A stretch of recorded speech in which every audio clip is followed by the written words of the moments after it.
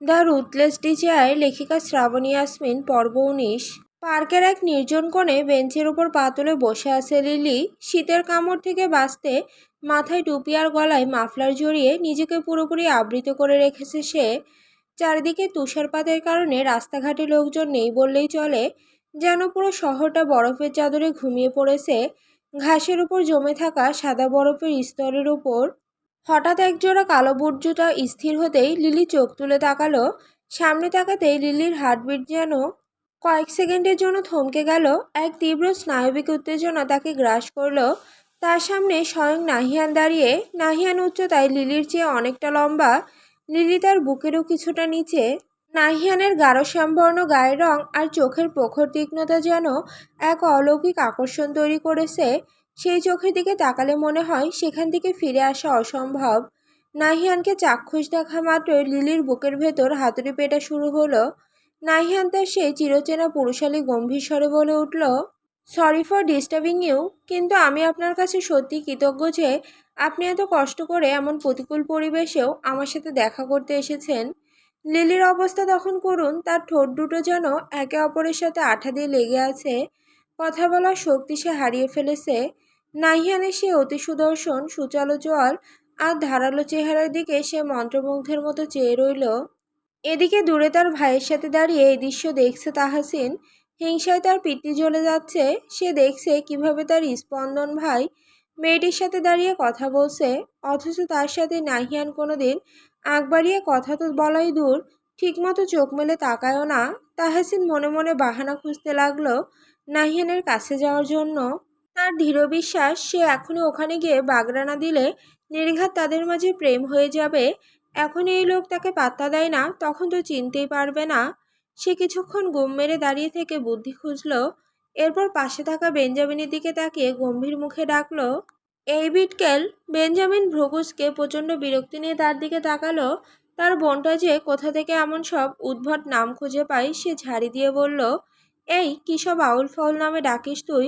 বড় ভাই বলতে কি তোর চোয়ালে ব্যথা হয়? আসলে তোর সাথে বিটকেল নামটা মারাত্মক সুন্দর মানায়। তোর চেহারাটাও আমার কাছে ওইরকমই লাগে। ওই দেখ সামনে তোর কটকটি রানী দাঁড়িয়ে আছে আমার রাজকুমারের সাথে। বেঞ্জামিন যেন আকাশ থেকে বলল, কী সব অদ্ভুত নাম আর অদ্ভুত সব লজিক। সে বিরক্তিতে মুখ কুঁচকে বলল, এইসব আজগুবি নামে ডাকা বন্ধ কর তো তাহু। আমি এই জন্যই ওই ভারতীয় সিরিয়ালগুলো দু চোখে দেখতে পারি না। যত সব বাজে বাজে চিন্তা মাথায় ঢোকায়। বেঞ্জামিন আর ওখানে দাঁড়িয়ে থাকা সমীচীন মনে করলো না। রাগে বিরক্তিতে সে পা বাড়িয়ে নিজের গাড়িতে গিয়ে বসলো। তাহসিন যেন এই মোক্ষম সুযোগটির জন্যই ওত পেতেছিল। সেই সুযোগ বুঝে ধীর পায়ে নাহিয়ানের একদম পাশে গিয়ে দাঁড়ালো। পাশে কারো অস্তিত্ব অনুভব করে নাহিয়ান ঘাড় ঘুরিয়ে তাকালো। লিলিও কিছুটা বিস্মিত হয়ে প্রশ্নবোধক দৃষ্টিতে নাহিয়ানের দিকে তাকালো। নাহিয়ান তাহাসিনের দিকে একবার তাকিয়ে লিলিকে উদ্দেশ্য করে বলল, এই হচ্ছে আমার ছোট বোন তাহাসিন। নাহিয়ানের মুখে ছোট বোন পরিচয়টা শুনেই তাহাসিনের হাসি হাসি মুখটা মুহূর্তেই ভোঁতা হয়ে গেল। সে মনে মনে গর্জে উঠল, ছোট বোন কেন বলতে হবে? আমি কি ওনার নিজের বোন নাকি? লিলি সৌজন্যমূলক হাসি দিয়ে বলল, ও আচ্ছা। তাহসিন এবার নাহিয়ানের দিকে আরও একটু ঘেঁষে দাঁড়ালো। লিলির দিকে তাকিয়ে কিছুটা গর্বের স্বরে বলল, আমি কিন্তু ওনার আপন বোন নই, আমাদের মাঝে কোনো রক্তের সম্পর্ক নেই, বুঝেছেন? লিলি কেমন যেন অদ্ভুত দৃষ্টিতে তাকালো তাহাসিনের দিকে। কিশোরী মেয়েটার এমন আচরণ দেখে সে কিছুটা ভ্যাবাচাকা খেলেও প্রসঙ্গ এড়াতে নাহিয়ানকে বলল, আসলে আপনি ঠিক কী কারণে আমাকে ডেকে পাঠিয়েছেন? তাহসিন এবার নাহিয়ানের দিকে ভ্রুকুচকে তাকালো। সে মনে মনে ভাবছে, নাহিয়ান এই মেয়েটাকে কেন এখানে আসতে বলেছে। নাহিয়ান তাহসিনের দিকে তাকিয়ে বেশ গম্ভীর গলায় আদেশ করল, তাহসিন তুমি গাড়িতে গিয়ে তোমার ভাইয়ার কাছে বসো, আমি এই আপুটার সাথে কিছু ব্যক্তিগত জরুরি কথা বলে আসছি। তাহসিনের মনটা এবার চিপসে গেল। সবার সামনে নাহিয়ানের এমন শীতল ব্যবহারে তার চোখে জল চলে এলো। অভিমানে আর লজ্জায় সে আর কোনো কথা না বাড়িয়ে মাথা নিচু করে সেখান থেকে চলে গেল। তাহসিন গাড়ির দরজাটা সজোরে ঠাস করে বন্ধ করে ভেতরে গিয়ে বসলো। বেঞ্জামিন তাকে ওভাবে ফিরতে দেখে অবাক হয়ে বলল, কিরে তুই তো গিয়েছিলি যুদ্ধ জয় করতে, এখনই চলে এলি যে বড়? তাহসিন কোনো জবাব দিল না। সে জানালা দিয়ে বাইরে তাকিয়ে দেখল নাহিয়ান আর লিলি পাশাপাশি হেঁটে সামনের দিকে এগিয়ে যাচ্ছে। নাহিয়ান তার হাত দুটো পেছনের দিকে রেখে গম্ভীরভাবে হাঁটছে। তাহসিনের চোখ আবার ঝাপসা হয়ে এলো। তার মনে এক তীব্র জ্বালা ধরে গেল। এই মেয়েটি কি তবে নাহিয়ানের প্রেমিকা? ওদিকে নাহিয়ান কিছুটা পথ যাওয়ার পর লিলির দিকে তাকিয়ে সরাসরি প্রসঙ্গে এলো, দেখুন, একজন পেশাদার ডাক্তার হওয়ার সুবাদে কথা ঘুরিয়ে পেঁচিয়ে বলার স্বভাব আমার নেই। আমি সোজাসুজি বলতে চাই, আমি যদি ভুল না করি আপনি নোভার কাজিন, ন্যান্সি রাইলির ছোট মেয়ের ঘরের সন্তান নোভা। আপনাকে হয়তো তার পরিচয় আর নতুন করে দিতে হবে না। আমি কিন্তু সবটুকু খোঁজ নেই আপনার কাছে এসেছি। নাহিয়ানের এক নাগাড়ে কথাগুলো বলা শেষ হতেই লিলির হাঁটার গতি কমে গেল। তার মনে একরাশ বিরক্তি দানা বাঁধল। এত সুন্দর একটা মুহূর্ত, সামনে এমন একজন সুদর্শন পুরুষ, অথচ তার মুখেও কিনা ওই আপদ নোভার কথা। লিলি বিরক্ত হয়ে বলল, হ্যাঁ, নোভা আমার কাজিন হয়। ও এখন কোথায়? কোনো খোঁজ জানেন ওর? ন্যান্সি রাইলির বাড়িতে আসার পর থেকে ওকে আর পাওয়া যাচ্ছে না কেন? নাহিয়ানের গলায় উৎকণ্ঠা স্পষ্ট। লিলি একটু চুপ হয়ে গেল। সে বুঝল ছেলেটা যথেষ্ট বুদ্ধিমান এবং জানাশোনা, তাই তাকে মিথ্যে বলে ধোঁকা দেওয়া সহজ হবে না। সে কিছুটা নিচু স্বরে বলার ভান করে বলল, আসলে বিষয়টাও বলতে লজ্জা লাগছে আমার। ও এখানে এসে খুব বাজে একটা পথে পা বাড়ায়। টাকার লোভে ও কলকালের কাজ শুরু করেছিল। আমার মামা আমার গ্র্যান্ডমা ওকে কত বুঝিয়েছেন, কতবার বলেছেন যে টাকা লাগলে আমাদের কাছে চাও, তাও যেন এসব না করে। কিন্তু ও শোনেনি। এরপর নানি মারা যাওয়ার পর ও কোথায় যে উধাও হয়ে গেল আমরা আর জানি না। নাহিয়ানের পা যেন মাটির সাথে গেঁথে গেল। সে স্তম্ভিত হয়ে দাঁড়িয়ে পড়ল। তার পুরো জগৎটা যেন এক মুহূর্তের জন্য ওলটপালট হয়ে গেল। কিন্তু পরক্ষণেই তার বিবেক গর্জে উঠল, না, দুনিয়া একদিকে আর তার পরি একদিকে। সে বিশ্বাস করে তার নোভা কোনোদিন এমন কাজ করতে পারে না। তার নোভা পবিত্র, শুভ্র এক মায়াবী ফুল। নাহিয়ান লিলির দিকে তাকালো। লিলি আরও কিছু বলতে গিয়েও নাহিয়ানের চোখের দিকে তাকিয়ে থেমে গেল। নাহিয়ানের চোখ দুটো প্রচণ্ড রাগে আর যন্ত্রণায় টকটকে লাল হয়ে উঠেছে। মনে হচ্ছে যেন এখনই সেখান থেকে রক্ত ঝরবে। লিলি কিছুটা কুঁকড়ে গিয়ে ধীর গলায় বলল, আপনি আপনি ঠিক আছেন? নাহিয়ান কোনো উত্তর দিল না। সে কয়েক সেকেন্ড লিলির চোখের দিকে স্থিরভাবে তাকিয়ে রইল। তারপর কোনো কথা না বলে বড় বড় পা ফেলে গাড়ির দিকে চলে গেল। গাড়িতে উঠে সে বেঞ্জামিনকে খুব ভারী আর কঠোর গলায় বলল, গাড়ি স্টার্ট দেবেন? এখনই বের হওয়া এখান থেকে। তাহসিন একধারে নাহিয়ানের সেই লালচে চোখের দিকে তাকিয়ে রইল। নাহিয়ানের ভেতরে যে এক বিশাল ঝড় বয়ে যাচ্ছে তা সে স্পষ্ট বুঝতে পারছে। এই ঝড়ের উৎস কি তা যে সে করেই হোক জেনে সারবে। 5 দিন হতে চলল, এইডেন আর মুখা হয়নি। নোভা আবার আগের মতো চুপচাপ হয়ে গিয়েছে। নিজের জীবনের কোনো কুলকিনারা খুঁজে পাচ্ছে না সে। মাঝে মাঝে দীর্ঘশ্বাস ফেলে সে। ভাবে, তার জীবন কি সারা জীবন এমন বন্দি দশাতেই কাটবে? এক খাঁচা থেকে অন্য খাঁচায় কি এভাবেই তার দিন ফুরোবে? সে অস্থিরভাবে রুমে পায়চারি করতে করতে বারান্দায় গিয়ে দাঁড়ালো। আগে মাঝে মধ্যে দূর থেকে এডেনকে চলাফেরা করতে দেখা যেত, কিন্তু সেদিনের সেই ঘটনার পর সে যেন পুরোপুরি উধাও। হয়তো এডেন নিজেকে আড়াল করে রেখেছে। নোভার মনে অদ্ভুত দ্বন্দ্ব জন্ম নিল। আচ্ছা, এডেনের মনে কি তাকে নিয়ে বিন্দুমাত্র কোনো অনুভূতি নেই? ওর চোখে তো সে শুধুই ভোগ করার এক আকাঙ্ক্ষা দেখেছে। তবে কেন সে নিজেকে সংবরণ করছে? কেন তাকে নিজের লালসার শিকার বানাচ্ছে না? প্রশ্নগুলো উত্তরহীন হয়েই থেকে যায়। আকাশকুসুমে সব ভাবনার মাঝে নিচ থেকে ভেসে আসা কিছু নিচু স্বরে বলা কথা তার কানে এলো। করিডোরের পাহারাদাররা বোধহয় নিজেদের মধ্যে ফিসফিস করছে, ভীষণ ক্ষেপে আছে বস, আবার ড্রাগ নিবেন আজ। কেউ সামনে যাওয়ার সাহস পাচ্ছে না। অন্যজন উত্তর দিল, আমি বুঝি না, স্রেফ একটা মেয়ের জন্য বস নিজেকে কেন এভাবে তিলে তিলে শেষ করছে। মেয়েটাকে উড়িয়ে দিলেই তো ল্যাঠা চুটে যায়। তা না অযথা একটা মেয়েকে নিয়ে কে কি বলল সেই সব আজে বাজে বিষয় নিয়ে পড়ে আছে। নোভার ভ্রুকুচকে এলো। বুকটা একবার ধক করে উঠল। কথাগুলো কি তাকে উদ্দেশ্য করে বলা? বসের অধঃপতনের কারণ কি তবে নোভা নিজেই? তার ভেতরে একরাশ মন খারাপের মেঘ ভিড় করতে লাগলো। তবে ড্রাগ নেওয়ার কথা শুনে তার বুকের ভেতরটা কেমন যেন খামচে ধরল। এক অদ্ভুত অস্থিরতা তাকে গ্রাস করছে। পরক্ষণেই নোভা নিজের মনকে শক্ত করল। মনে মনে নিজেকে বোঝালো, জাহান্নামে যাক লোকটা, তাতে তার কি? তার নিজের জীবনই তো তছনছ হয়ে গিয়েছে। সে এক দীর্ঘশ্বাস ফেলে বিছানায় গিয়ে গা এলিয়ে দিল। ঘড়ির কাঁটা রাত 2টোর ঘর ছুঁই ছুঁই। গভীর ঘুমে আচ্ছন্ন নভার তন্দ্রা আলগা হলো দরজায় সজোরে কড়া নাড়ার শব্দে। সে ধরফর করে উঠে বসল। চোখে তখনও রাজ্যের ঘুম। আবার শব্দ হলো একটু অধৈর্যভাবে। নোভা বিছানা ছেড়ে উঠে গিয়ে দরজার লকটা খুলে দিল। দরজার ওপাশে লম্বা এক ব্যক্তি উল্টো দিকে ঘুরে দাঁড়িয়ে আছে। নোভা চোখ ডলতে ডলতে ভাঙা গলায় জিজ্ঞেস করলো, আপনি কে? এত রাতে কি চাই? লোকটি কোনো ভনিতা না করেই সরাসরি গম্ভীর গলায় বলল, আমি কেনিত আর্চার, আমার সাথে আসুন। এই বলেই সে করিডোর ধরে হাঁটা দিল। নোভা হকচকিয়ে গেল। সে পেছন থেকে চেঁচিয়ে বলল, আরে কোথায় যাব? আপনি কে তাই তো বললেন না? কেনিত না থেমে উত্তর দিল, আমি বসের অ্যাসিস্ট্যান্ট কেনিত, এখন আসুন। বস অর্থাৎ এইডেনের নাম শুনে নোভার ভেতরটা একবার কেঁপে উঠল। সে আর কোনো কথা না বাড়িয়ে দ্রুত পায়ে কেনিতের পিছু নিল। রাতের আধারে এইডেন জায়দাদের বিশাল প্রাসাদে এই প্রথম সে প্রবেশ করল। কিন্তু ঘুটঘুটে অন্ধকারে রাজকীয় আসবাবপত্রগুলো অস্পষ্ট দানবের মতো দাঁড়িয়ে আছে। নোভা ভালো করে কিছুই দেখতে পাচ্ছে না। একটি বন্ধ ঘরের সামনে সে কেনি থমকে দাঁড়ালো। নোভাকে সেখানে দাঁড় করিয়ে রেখে সে নিঃশব্দে প্রস্থান করলো। নোভা একা সেই বিশাল নির্জন করিডোরে দাঁড়িয়ে রইল। সে বুঝে উঠতে পারল না তাকে এভাবে একা দাঁড় করিয়ে কেনিত চলেই বা গেল কেন। হঠাৎ বন্ধ ঘরের ভেতর থেকে অস্পষ্ট কিছু শব্দ ভেসে আসতেই নোভার হৃৎপিণ্ডটা লাফিয়ে উঠল। কৌতূহল আর ভয় মিলেমিশে একাকার হয়ে গেল তার মনে। সে কাঁপা কাঁপা হাতে দরজায় আলতো ধাক্কা দিল। দরজাটা পুরোপুরি বন্ধ ছিল না, স্রেফ ভেজানো ছিল। ভেতরে পা রাখতেই তার নাকে এক কটু ওষুধের গন্ধ এলো। রুমের ভেতরে একটা হালকা টিমটিমে হলদেটে আলো জ্বলছে। সেই মৃদু আলোয় যা দেখল তাতে নোভার কলিজা যেন শুকিয়ে এলো।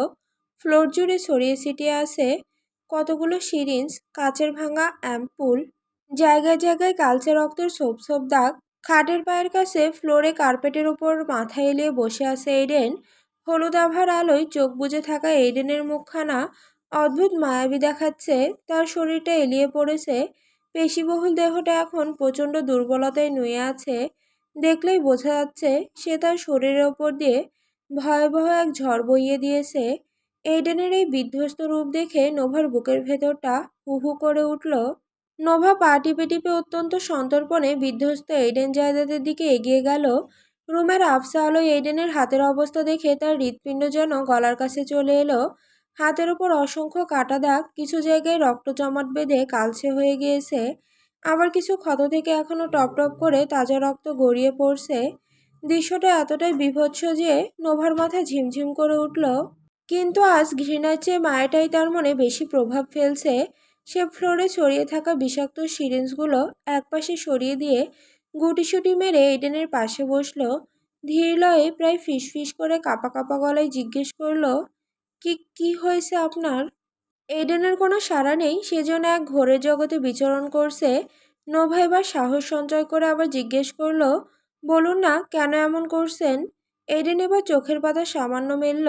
তার ঠোঁটের কোণে এক চিলতে তাচ্ছিল্যের হাসি জড়িয়ে যাওয়া গলায় বিড়বিড় করলো, জমের দুয়ারে এসেছিস কেন? ভয় লাগে না তোর? নোভা কোনো প্রত্যুত্তর করলো না। সে স্তব্ধ হয়ে এই পাথরের হৃদয়ের মানুষটার বিধ্বস্ত রূপ দেখতে লাগলো। কিছুক্ষণ পর নোভা আবারও যখন একই প্রশ্ন করতে চাইল, তখন এডেন হঠাৎ পাশ ফিরে নোভার দিকে তাকালো। তার সেই নেশাতুর লাল টকটকে চোখ দুটোতে এক অদ্ভুত হিংস্রতা আর হাহাকার। সে বিদ্রূপের স্বরে বলল, মারতে এসেছিস আমাকে? পালিয়ে যেতে চাস আমার বুক থেকে? পরক্ষণে এডেন এক ফিসেল হাসি হাসল, যা দেখে নোভার শিরদাঁড়া দিয়ে হিমশীতল স্রোত বয়ে গেল। হঠাৎ সে উন্মাদের মতো চিৎকার করে উঠল, আমি তোকে যেতে দেব না নোভা, কোনোদিন না। তুই আমার, শুধুই আমার। আমি জানি আমি পৃথিবীর সবচেয়ে খারাপ মানুষদের তালিকায় প্রথম 10-এ থাকবো, কিন্তু তাতে কি? তোকে আমার কাছেই থাকতে হবে। তুই শুধু আমার খাঁচার বন্দিনী। এইডেনের এই গগনবিদারী চিৎকারে নোভা শিউরে উঠল। তার দু চোখে অশ্রু এসে ভিড় জমালো। এইডেন আবার একটু সোজা হয়ে বসে নোভার দিকে একদৃষ্টিতে তাকালো, কিন্তু পরক্ষণেই সে নজর সরিয়ে নিল। না, এই মেয়ের চোখের দিকে তাকানো যাবে না। মারাত্মক বিষ লুকিয়ে আছে ওই হ্যাজেল রঙের মণি দুটোর ভেতর। সেকেন্ডের মাঝে কাউকে খুন করে ফেলার ক্ষমতা রাখে এই দৃষ্টি। এইডেন টলমল হাতে পাশ থেকে একটা সিরিঞ্জ হাতড়ে নিল। নোভা ঝাপসা চোখে দেখল এইডেন আবারও তার রক্ত ভেজা হাতে ড্রাগ পুশ করছে। আজ বোধহয় ড্রাগের ওভারডোজ হয়ে গিয়েছে তার। তবু সে থামছে না। নোভা বাধা দিতে চাইল, কিন্তু ভয়ে তার কণ্ঠনালী যেন শুকিয়ে কাঠ হয়ে গিয়েছে। হঠাৎ এডেন পাশ থেকে একটা ধারালো ছুরি তুলে নিল। সে নিজের হাতের কাঁচা ক্ষতের ওপর একটা নতুন পোজ বসালো। যন্ত্রণায় দাঁতে দাঁত চেপে সে গড়গড় করে বলল, আমার ড্রাগস কেন তোর সামনে কাজে দিচ্ছে না? কি এমন জাদু আছে তোর মাঝে? কেন আমি তোকে দেখলেই নিজেকে হারিয়ে ফেলি? কিছুক্ষণ রুমের ভেতর পিনপতন নীরবতা নেমে এলো। কেবল এইডেনের ভারী নিঃশ্বাসের শব্দ শোনা যাচ্ছে। হঠাৎ সে নোভার চিবুকটা তার শক্ত হাতে ধরে হিসড়ে কাছে টেনে নিল। আগুনের মতো তপ্ত নিঃশ্বাস নোভার মুখে ফেলে হিংস্র গলায় জিজ্ঞেস করলো, আচ্ছা, আমার আগে তোকে কেউ টাচ করেছে? ভেবেচিন্তে উত্তর দিস। যদি একটা শব্দ মিথ্যা বলিস তবে তোর জিহ্বা আমি একটানে ছিঁড়ে ফেলবো। বল, আমার আগে কে ছুঁয়েছে তোকে? নোভার নিশ্চুপ থাকাটা এডেনের ভেতর জ্বলতে থাকা সন্দেহের আগুনে যেন ঘি ঢেলে দিল। তার তপ্ত নিঃশ্বাস নোভার চেহারায় আছড়ে পড়ছে। এইডেন এবার দানবের মতো চিৎকার করে উঠল। তার গলার রগগুলোর আগে ফুলে উঠেছে। বলছিস না কেন? কেন চুপ করে আছিস? তার মানে কেউ তোকে ছুঁয়েছে? কেউ আমার আগেই তোর পবিত্রতা নষ্ট করেছে, তাই তো? এডেনের মস্তিষ্ক তখন রাগ আর প্রতিহিংসার চরম শিখরে। সে উন্মাদের মতো হাতের ছুরিটা আবার উঁচিয়ে ধরল, নিজের রক্তাক্ত হাতের ওপর আরো গভীর কোনো ক্ষত করার নেশায়। ধারালো ছুরির ফলাটা যখনই চামড়া ভেদ করতে যাবে, ঠিক তখনই নোভা আর স্থির থাকতে পারল না। সে ঝাঁপিয়ে পড়ে দুই হাতে এডেনের সেই শক্ত কবজিটা আঁকড়ে ধরল। নোভা তখন ভয় আর যন্ত্রণায় হিসকি তুলে কাঁদছে। তার গাল বেয়ে নামা চোখের জলে এডেনের হাতের রক্ত ধুয়ে যাচ্ছে। সে আর্তনাদ করে ভাঙা গলায় বলে উঠল, না না না। এডেন নিভু নিভু চোখে নোভার দিকে তাকিয়ে এক চিলতে তাচ্ছিলের হাসি হাসলো। সেই হাসিতে কোনো আনন্দ নেই, আছে কেবল এক গভীর যন্ত্রণা আর বিদ্রূপ। সে জড়ানো গলায় ভাঙা স্বরে জিজ্ঞেস করলো, তুই কাঁদছিস কেন? নোভা তখন ফুঁপিয়ে কাঁদছে। কান্নার চোটে তার কথা আটকে যাচ্ছে বারবার। সে ভাঙা গলায় কোনো মতে বলল, আপনি আপনি কেন নিজেকে এভাবে শেষ করছেন? এত ড্রাগস নিচ্ছেন কেন? নিজের শরীরের ওপর এমন নিষ্ঠুর আঘাত দিয়ে কেন নিজেকে রক্তাক্ত করছেন? এইডেন হঠাৎ গর্জন করে উঠল, বনের আহত সিংহের মতো। সেই গর্জনে পুরো ঘর কেঁপে উঠল। সে নোভার চোখে চোখ রেখে চিৎকার করে বলল, তোর নেশা কাটাতে, বুঝেছিস? শুধু তোর ওই মায়াবী চোখের নেশা কাটাতে আমি আজ নিজেকে রক্তাক্ত করছি। নোভার বুকটা ধক করে উঠল। এইডেনের এমন প্রচণ্ড চিৎকারে সে শিউরে উঠলেও তার মনে আজ ভয়ের চেয়ে মায়া কাজ করছে বেশি। সে দেখল এডেনের হাত জুড়ে শত শত কাটা দাগ, সেখান দিয়ে তাজা রক্ত গড়িয়ে পড়ছে। নোভার স্থির থাকতে পারল না। সে আরও এক ধাপ এগিয়ে গিয়ে এডেনের সেই ক্ষতবিক্ষত হাতটা নিজের দুহাতের তালুতে তুলে নিল।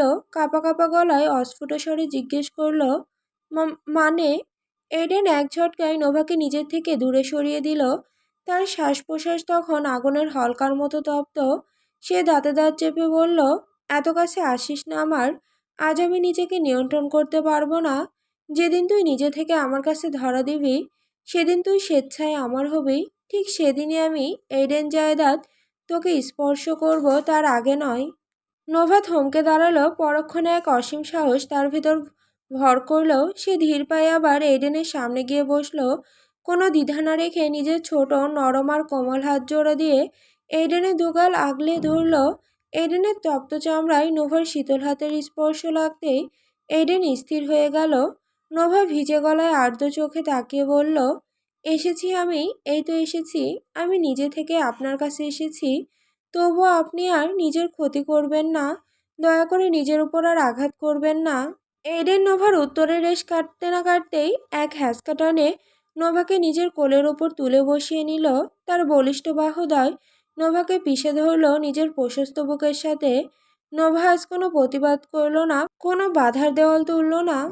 এডেন যেন এক তৃষ্ণার্ত মরুযাত্রীর মতো নোভার সারা মুখে অজস্র চুমু এঁকে দিতে লাগলো। তার এই উন্মাদনায় আজ কোনো ঘৃণা ছিল না, ছিল এক অদ্ভুত অধিকারবোধ আর সমর্পণ। সে নোভাকে নিজের শরীরের সাথে মিশিয়ে রেখেছে শক্ত করে। নোভাও নিজেকে আজ গুটিয়ে রাখলো এডেনের তপ্ত বুকে। আশ্চর্যের বিষয় হলো, এই ভয়ঙ্কর মানুষটার বুকের ধুকপুকানির শব্দে নোভা আজ এক অদ্ভুত শান্তি খুঁজে পাচ্ছে। তার মনে হচ্ছে এই বুকের আশ্রয়টাই বোধহয় তার জন্য সবচেয়ে নিরাপদ। হঠাৎ নোভার নজরে এলো এইডেনের নাক দিয়ে লাল রক্ত গড়িয়ে পড়ছে। সে আঁতকে উঠে কাঁপা কাঁপা কণ্ঠে বলল, রক্ত? আপনার নাক দিয়ে রক্ত পড়ছে? এডেন নির্বিকার ভঙ্গিতে হাতের উল্টো পিঠ দিয়ে সেই রক্ত মুছে ফেলল। নোভাকে আবারও নিজের বুকের মাঝে আরও নিবিড়ভাবে চেপে ধরে নিচু স্বরে বলল, ও কিছু না, ও নিয়ে ভাবিস না। ওভারডোজ ড্রাগ নিলে মাঝে মাঝে এমন হয়। শরীর সয়ে নিয়েছে। বেশ অনেকটা সময় পার হয়ে গেল। ঘর জুড়ে এখন এক মায়াবী নিস্তব্ধতা। বিছানায় নোভাকে নিজের বুকের ভেতর জাপটে ধরে আধো ঘুমে আচ্ছন্ন হয়ে আছে এডেন। ড্রাগের রেশ আর নোভার সান্নিধ্য তাকে এক ঘোরের জগতে নিয়ে গিয়েছে, কিন্তু নোভার দু চোখে আজ ঘুম নেই। আজকের এডেনের এই রূপ, তার এই পাগল করা ব্যবহার নোভাকে ভীষণভাবে ভাবাচ্ছে। এডেন কি তবে সত্যি তাকে পছন্দ করে? কিন্তু করলেও সে এডেনকে মন থেকে মেনে নেবে কিভাবে? যে পুরুষ হাজারো নারীর শরীরে নিজের স্পর্শ লেপ্টে দিয়েছে, তাকে নিজের করে ভাবা কি এতই সহজ? নোভা এক গভীর দীর্ঘশ্বাস ফেলল। তার মনের ভেতর জমানো প্রশ্নটা আজ সে করেই ফেলবে। সে খুব ধীর কণ্ঠে ডাকলো, শুনুন। এডেন ঘুমের ঘোরে অস্ফুট স্বরে উত্তর দিল, হুম। নোভা ঢোক গিলে সাহস সঞ্চয় করে বলল, একটা প্রশ্ন করি আপনাকে। এডেন এবারে চোখের পাতা না মেলে একইভাবে উত্তর দিল, হুম। আমার আগে আমার আগে কতগুলো মেয়েকে আপনি স্পর্শ করেছেন? কতজন নারীর সাথে রাত কাটিয়েছেন আপনি? নোভার প্রশ্নটা শেষ হতেই ঘরে এক মুহূর্তের জন্য পিনপতন নীরবতা নেমে এলো। এডেন নেশার ঘোরে আধো ঘুমে থেকেই একদম নিচু স্বরে বিড়বিড় করে বলল, you are the one and only girl I have ever touch this deeply. তোমার আগে বা পরে আর কেউ নেই, আর কাউকে আমি কোনোদিন আমার এতটা গভীরে আসতে দেইনি। তুমিই প্রথম আর তুমিই শেষ। এইডেনের এই স্বীকারোক্তি নোভার কানে পৌঁছাতেই তার হৃৎপিণ্ড যেন এক মুহূর্তের জন্য থমকে গেল। তবে কি এতদিন সে যা শুনেছে সব মিথ্যে? এইডেনের এই নেশাতুর কণ্ঠের সত্যতা কি সে বিশ্বাস করতে পারে?